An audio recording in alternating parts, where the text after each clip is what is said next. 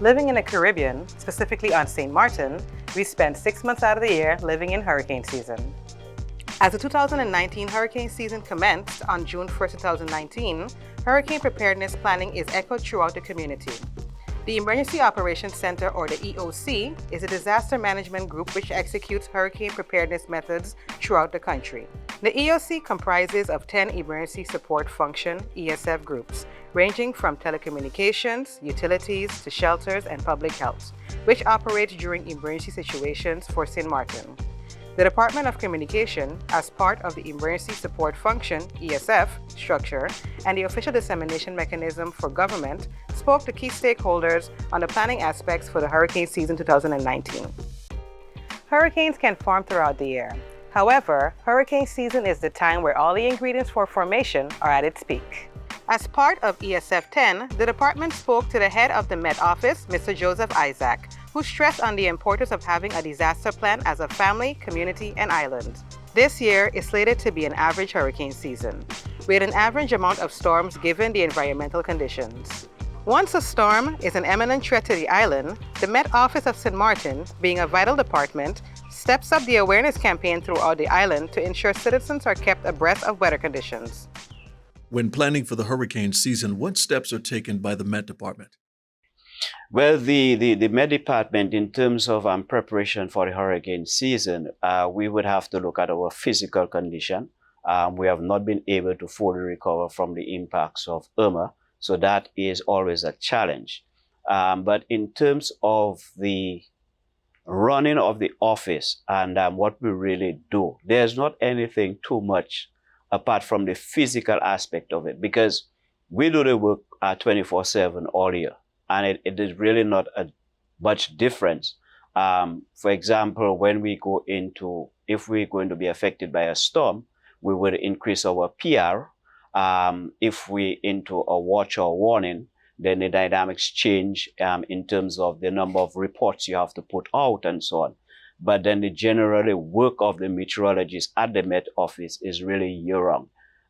We trained, all the staff are trained to deal with different circumstances. The necessary documentation is there that the younger ones, persons just coming into the service, know how that they have to be guided and so on. And a lot of those things are really guided by international standards. Yes, you could tailor it down to your local situation, but that's the sort of preparations we have to do. What steps would the Met Department recommend the general public take to prepare for an approaching storm or hurricane? As we would understand that over the past years, the forecasts have gotten a lot better, especially the forecast in terms of the path of hurricanes. There are still a lot of challenges in terms of the intensities. So you might get an intensity of a category 1, and the Hurricane Center may say that they expect it to be a category 2 by tomorrow, and you may get up tomorrow and it may be a category 4. Those are the type of information in terms of when you have a watch or warning, you have to be able to understand that it doesn't mean that because the forecast says that's going to be a 2 tomorrow, that there's not the possibility of it going to a 3. Information is very critical and what you do with information. When there's a watch or warning, a lot of times people get excited, and some persons, because of they may want to be very popular and so on, may put out things based on their own interpretations. And persons take that, they forward it and so on, and you get a lot of confusion. It is very important at that time that persons get information, credible information from the sources, because you're dealing with a science that's not perfect. So the persons who are best at it will make errors. So you could imagine what errors you could get from the persons who really have no idea really what they're talking about. So critical is, where do you get the information from? Who do I listen to for information? What does the terms mean? And you do not want to wait last minute to understand those things. The Fire Department of St. Martin falls under the scope of ESF 4. The task of the fire department during a disaster is prevention of loss of life and search and rescue.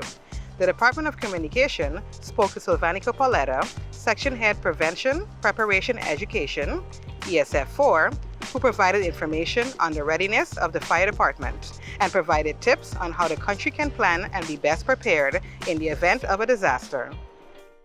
Mr. Pauletta, when planning for the hurricane season, what operational standards do the fire department follow? The fire department is a department that generally falls under the Ministry of General Affairs and is headed by the Fire Chief, Clive Richardson. And we have two main tasks. The first task is preventing the loss of life, injuries, and damage to properties. The second task of the fire department is to coordinate disaster management. It is the task of the fire department to prepare, to coordinate the preparation, and also to coordinate the response in case of a disaster. I'm talking about disaster because next to hurricane, there can also be other causes, other events that could cause a disaster. But I will be focusing mainly on the task of the fire department, which is to prevent the loss of life, injuries, and also damage to property. Regarding that, we educate the public.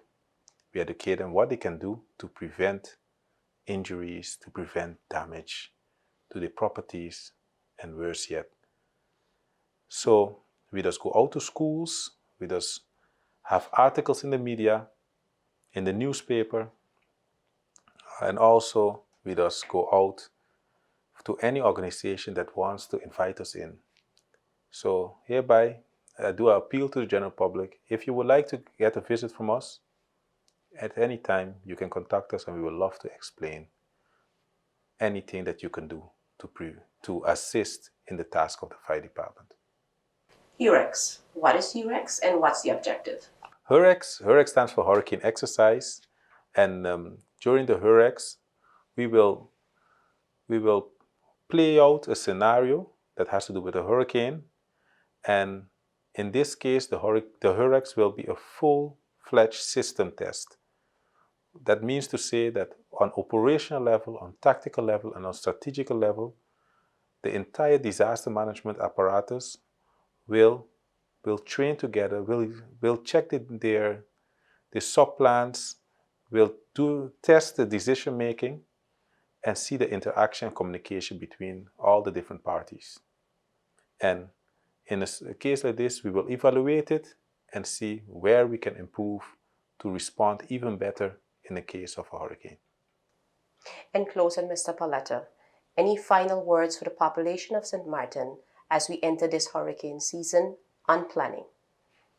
Well, I would like to advise the general public three things. First of all, make sure to secure your home and your surrounding.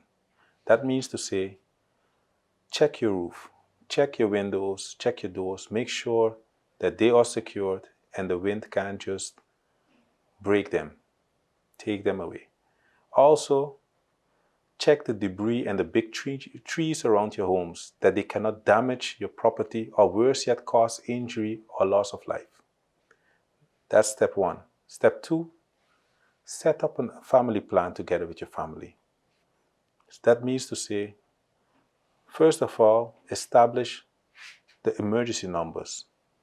Police 911, fire department 919, and also who you're going to call in time of need. Write those numbers down. Sit also with your family and give everybody a role, a task. Who's going to take care of the pets? Who's going to take care of the minors and the seniors? Also, have an emergency kit ready, containing food, water, fuel, and also important documents and cash. And last but not least, establish evacuation routes where you will be escaping from in case it's necessary, where you will be meeting, and if the house is not safe anymore, what will be your alternative location. St. Maarten is a tourist destination with visitors 365 days a year. During the peak of the hurricane season is no different. The Department of Communication spoke to Mei Ling Chun, Director of Tourism of the Tourism Bureau as part of ESF 10, who provided information on the policies that have been set in place in the event of a disaster concerning the visitors on the island. When planning for the hurricane season, what operational standards do the St. Maarten Tourist Bureau follow? Okay, we fall under the Ministry of TIAD, as you know, and the Ministry of TIAD is ESF 10. So we also, the airport and port, both ports fall under this command as well, under this support function. And so we are one of the, of course, as the St. Maarten Tourism Bureau, we are responsible for the visitors. So there's a lot involved, not only with our colleagues, the other departments, but as well as with a lot of the stakeholders within the industry that we work with. What information is important for tourists to know while planning a vacation to St. Maarten? Well, as we know nowadays, I mean, throughout the years, and whether we know it's true or not, I believe it is climate change. Travel, even on vacation, has changed a lot. We go to areas such as ours in the Caribbean, where we do have, the hurricane season, which is from June 1st to November 30th. There's not always severe ones, but we believe we can give tips to the guests in order for them to have still a pleasant vacation. And with that said, that might be, for example, always remember to have the right sites also on your phones. Also keep track of the weather advisory for travel, especially the Caribbean. When you come here, still stay in touch, listen to what is going on in the hotels, but also for yourself. Traveling nowadays, sometimes it's just a tropical storm. And these are things that do happen while you're on vacation. So bring, for example, raincoats, a medical kit, things like that you can pack. And actually there are advisories, not advisories, but tips out nowadays to tell people, prepare for it. It is not warning you off, but it's just making your vacation more pleasant. And these are things that we will also highlight for the guests. For example, we're now finalizing a safety tip, let's say flyer or booklet, that we're going to ask the hotels to put in the rooms in order for the guests to stay on top of everything and know what to do in case of tropical storms. Mm-hmm. What protocols are in place between the Bureau and its stakeholders? Oh, many. It's a good logistic and operational plan. Last year, we decided to have like a forum. It was a stakeholders forum where it was in a setting like this, where we had roundtables with quite a few from the private sector and the public sector from different departments coming together, such as NGOs, but also other ministries, our airports, our ports, our ambulance, our hotels, the associations, the timeshare, the marine trades. All of these different, civil aviation was there as well. So all of these different stakeholders, private and public, came together in a room. And what we did is we looked at the bad practices as well as the experiences we had and went through an exercise of what are the things we need to do. And so at the end of the day, what we came up with is, of course, a logistics plan that plans 96 hours in advance. That goes from 96 hours, 72 hours, 48 hours, 24 hours, then you have the hurricane or the storm, depending, and then you have the 24 hours after. What are we doing immediately after? So there's various steps to follow. For example, one of the things you start off, of course, when you know something is coming, assessing the severity. There is, for example, a WhatsApp group between hotels and our ESF 10. So what we do with that is we start communicating. There are certain people within the hotels that are assigned to deal and communicate with us.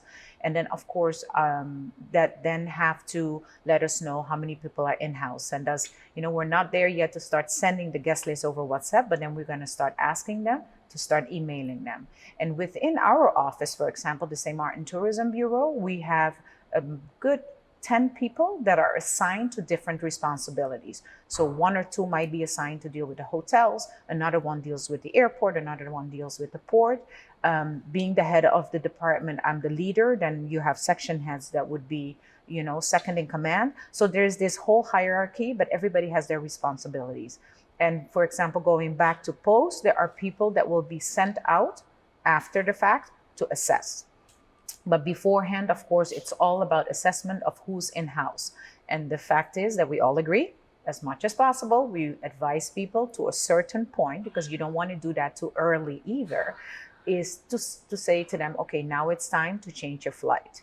And so we wish we will never get to, of course, where we have to evacuate in that severity. Because if we plan the way we are planning now and the way the whole system is in place with the EOC, I believe that we have a system that will, and a communication system that will help us properly have people, leave on time, and that there is good communication going. So, but that part, as far as with the stakeholders, we have good communication. We want to go through the practice. So we're trying now to fine tune things with our, basically with our commander, our SG, who's the ESF 10.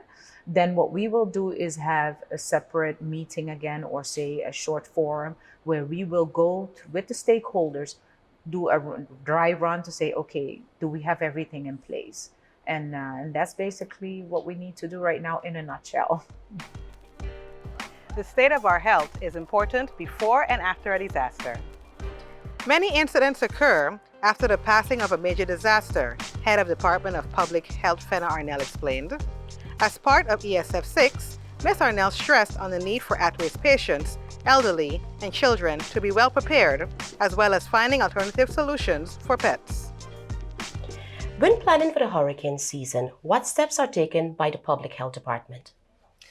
Public Health Department is actually the coordinator represented in the Emergency Operating Center. So our role is to coordinate the entire emergency support function that is responsible for public health. That means that we prepare on EOC level, but we also prepare on an operational level. So on a strategic level as well as on an operational level. On a strategic level, we meet on a quarterly basis with the Emergency Operations Center to understand what the bottlenecks and challenges may be of our partners or of the other members of the EOC. And on an operational level, we meet monthly with the emergency support function team responsible for the management of public health during a disaster. And who are the members of the emergency support function team? You would think on the hospital, White and Yellow Cross, the GPs, the pharmacies, all persons who have a role to play as it pertains to healthcare. What steps would public health advise the general public to take into consideration when planning for this hurricane season? When planning for a hurricane, we can't only think on planning for a hurricane season. Planning should be on throughout the year process. So it should be part of your daily routine. That means make sure that you always keep your surroundings clean, make sure your yard is clean, make sure your roof is intact, make sure that things that should be in place in the event of a hurricane, that they are throughout the year, that they are taken care of. This actually takes the burden away from you to have to go through that stress these 2 weeks coming up during the period of preparing for the hurricane season. That means every time you go to the supermarket, buy an extra can of sardines, buy an extra can of corned beef, something that you should have in place that is part of your survival kit, part of the 2 weeks period that you should have storage of foods that non-perishable stuff, that you have that in your home on a continuous basis, so that during the preparation phase, that your planning has helped you through that process. It also means having a survival kit available, which is your backpack, in the event that you have to leave for a disaster outside of a hurricane, that you have your important documents already in a safe spot. What are your important documents? Proof of insurance, passport, some extra funds in the event you need to have some monies, that they are safely tucked away in a Ziploc bag, and medication. A list of your medication, or even a picture. Today everybody has a smartphone. Take a picture of your medication and have it saved on your phone. In the event of a disaster, everything is in one place. Assessments on the state of environment and infrastructure are important prior to the start of the hurricane season. Oftentimes, those elements may serve as a threat to persons and properties during a hurricane. Claudius Buncamper, head of the Department of Infrastructure Management, as part of ESF 3, discusses the current cleanup campaigns by the ministry and provides citizens with advice for the season. How is the ministry responsible for the quality and preservation of the environment prior, during, and after the hurricane season? Well, Marsha, first of all, thank you for interviewing me. I always believe, a well-informed public is a better prepared public. how do we deal with the environment during and after? Because before, basically, it's a normal situation that you're living in, the day-to-day situation. We try to do a complete drone image shooting these days of the country. We look at beach erosion especially. It is something that we suffer significantly after storms. We look at the damaged greenery, especially the big trees that are protected by the tree ordinances. We know which ones they are, so we can go back and check on those. And naturally, mangroves. How severely were the mangroves damaged? Because that does have a serious effect on certain areas. Remember the Mullet Bay Pond, that is a Ramsar site. So that is a very specifically protected site. So we will go back there right away and look at what it is. Now, in the environment, there are also a few things that very often are overlooked, like monuments. It is part of your environment because it mightn't be grown, but it has such a cultural, historic value to the environment that it surrounds, that we go out and make sure that the contractors, while cleaning, don't damage environmental or historical locations for us. And we have help in the ministry from the different departments that partake in those actions. The annual island-wide cleanup, how would this be executed this year? You know, we are 2 seasons away now from Irma, and we have done a lot of cleaning up after the Irma hurricane. We spent at least, I would say, until the end of April 2018 with massive cleanups. I think in over 20 million guilders was spent in cleaning up there.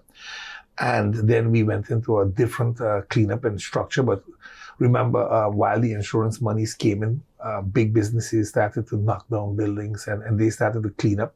The World Bank has now come in with a project, and that project is to clean up whatever remaining debris there is in people's yards and to clean up the shipwrecks that are still in the Simpson Bay Lagoon. When that project kicks off, naturally, and I hope the sooner the better, we will have to deal with that part of the cleanup. Now, how does the island-wide cleanup goes that we normally do every year? This year, it shouldn't be no different than it was prior to 2017 hurricane. I think a lot of debris was removed, but we still have debris. I think we have a lot of car wrecks right now that are plaguing the districts and the neighborhoods, and that's going to be part of our island-wide cleanup. We are going to really focus on that also this time around. As you can see right now, we're already busy cleaning up a lot of car wrecks. We just had a boat that left about 2 weeks ago. It left St. Maarten with 3,000 metric tons of steel. That's approximately 1,500 to 1,800 car wrecks that were removed by Steel Crushers BV, so Mr. Lohr's company, and in collaboration with the government. We are now working with the World Bank to see if they can assist us in the cleanup of the car wrecks throughout the districts, because they do bring a vector problem for us. Those are places where mosquitoes can easily breed, and that will bring a bigger issue for us when it comes to dengue and those type of things. So we are looking at it from that aspect also in the island-wide cleanup. What we want to prevent this year with island-wide cleanup is people start chopping down all the greenery again. You know, I ask, don't chop down trees unnecessarily. Sure, you can trim a tree, but you don't have to chop it down nearly to the roots and say, I'm preparing for hurricanes so nothing can fall on my roof. I think you're going to do more damage than good, because the tree does protect your home because it holds back the wind very often. It doesn't leave a flush hit on your house, and it blocks debris that's flying towards your house. So there is a lot of value in a tree. Instead of just cutting it down, maybe pruning it the right way would safeguard your home more than you can really imagine. You mentioned the floodgates. Let us stick on that topic.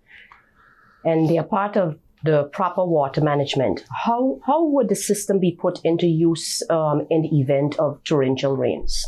Hindsight is 2020, but we have in the meantime created floodgates now that work a little different than the original principle. The original principle, the gates would open automatically based on water pressure. These gates, we can open them remotely. So we can even open them from home, for example, via your phone. You can open the gates, but you will need naturally the proper telecommunication. Hurricane has proven sometimes that telecommunication drops. So while you want to phone in into the system, it doesn't always work. So we still might have to electrically do it. We have power there because those floodgates are tied into the generator at the sewage plant, which is a 24/7 standby generator for the sewage plant itself. St. Maarten serves as the hub for many mariners and yacht owners. During the threat of a storm, steps are needed to safeguard vessels and properties. Maritime Inspector Paul Ellinger, as part of ESF 10, touched on the procedures regarding the laws of our waters and precautionary steps for mariners. What is the role of a maritime inspector? The role of a maritime inspector is basically we do two things. We do surveys on vessels to make sure that the vessels are seaworthy with respect to safety. We check on the life-saving equipment, firefighting, and the overall condition of the vessel to make sure that it is suitable to be out on the ocean. And that's one. And the other one is inspections. So we are part of what we call Caribbean Memorandum of Understanding, where foreign vessels that come to St. Maarten, we carry out inspections on these vessels to make sure that they are in compliance with international and local legislation. How many wrecks have been recorded thus far within our waters, and what is being done to remove the wrecks before the start of the season? Part of the Hurricane Recovery Fund is to attend to the wrecks in the lagoon. We've been working along with the people from the World Bank, together with a company named EENG, who helped us create the inventory. So far,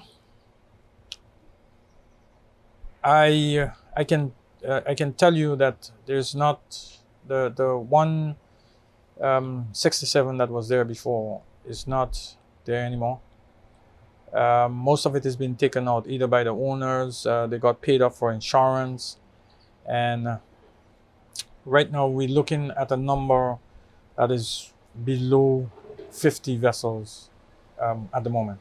In closing, Mr. Ellinger, how would you advise mariners and the population of the St. Maarten how to plan for this hurricane season? The most important, as just being in that field, as a mariner myself, you always have to be prepared. You must have a plan, and it is important to have a plan that you can practice your plan. You have property and a storm is approaching. You need to have procedures in place. Your insurance policy, most of all, is the most important at all times. And safeguard the property itself by having the amount of ropes, listening to the radio, television for information regarding an approaching storm. Or, just on a whole, making your own preparedness plan that you can work with to safeguard your vessel. That's basically it. August signifies the peak of the hurricane season, but we should not wait until the peak to prepare. It only takes one disaster to change our lives and the way we operate. Let us remain ready at all times. After all, we are living half of the year in the hurricane season.